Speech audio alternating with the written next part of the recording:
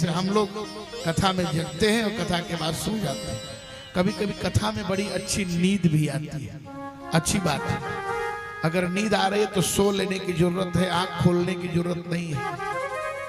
जो अल्पराक्ष खाने के बाद नींद नहीं आती, वो कथा सुनने से नींद आ जाती है। भगवान शंकर कहते हैं कि जागत सोवत शरण तिहारे, जागो भी तो भगवान की शरण में और सो भी तो भगवान की शरण में। एक सेठ जी कथा सुनने जाते थे। अच्छा, बड़े लोगों के पास टाइम नहीं होता कथा सुनने का, जितने धनवान लोग हैं। एक बार एक सेठ जी के यहाँ मैं कथा करने गया गुजरात में, बहुत बड़े सेठ जी थे।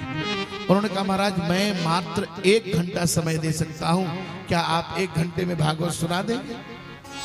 हमने कहा आपको मैं 40 मिनट में भागवत सुना दूंगा। एक बार एक जजमान पंडित जी से कहा कि पंडित जी सत्यनारायण भगवान की कथा हो जाएगी? बोले हो जाएगी। बहुत बड़ा आदमी था, लेकिन था बड़ा कंजूस। पंडित जी 4 आने में कथा हो जाएगी? बोले हाँ हो जाएगी।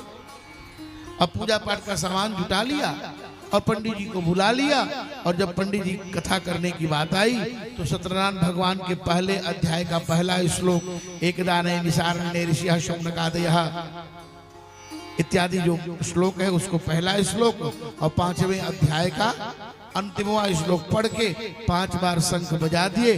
बोले प्रसादी बांट दो। सेठ ने कहा महाराज जी कथा हो गई? बोले हाँ कथा हो गई।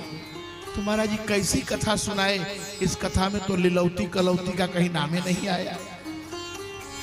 पंडित जी बोले चवन्नी खर्चा करने से लीलौती कलौती थोड़ो आएगी, वो नगर सेठ की बेटी है, नंबर ही खर्चा करना पड़ेगा। है साधु नाम बनिया, सामान्य व्यक्ति थोड़ो थे। तो निवेदन मैं ये करना चाहूंगा